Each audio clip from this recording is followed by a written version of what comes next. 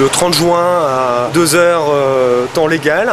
Chaque instrument va faire défiler 1 heure 59 minutes 59 secondes, puis 1 heure 59 minutes 60 secondes et enfin 2 heures 0 minutes 0 secondes.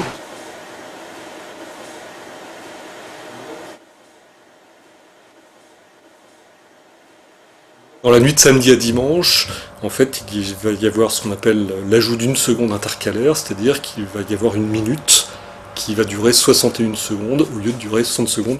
Le temps défini par la rotation de la Terre dérive par rapport au temps qui est défini par les horloges atomiques. Il y a des effets de ralentissement dus en particulier à des interactions avec la Lune et le Soleil, des effets de marée, et aussi des effets géophysiques internes, c'est-à-dire que la Terre n'est pas une boule solide. Il y a des mouvements relatifs entre différentes parties de la Terre dans lesquels il y a des frottements, et ces frottements dissipent de l'énergie et donc causent un ralentissement de la rotation de la Terre.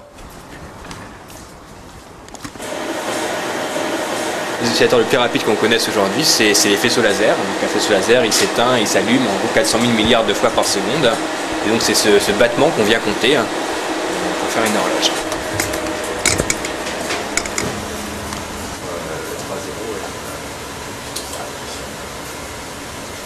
Il faut utiliser des atomes qui sont générés ici, qui se propagent dans ce tube, et on vient les capturer à cet endroit. Une fois qu'ils sont ici, on envoie un faisceau laser, un oscillateur.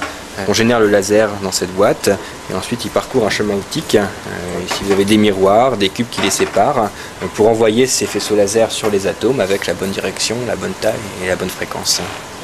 Et ça fait une horloge qui est précise avec 16 chiffres après la virgule. Une des plus précises du monde. Oui. Voilà.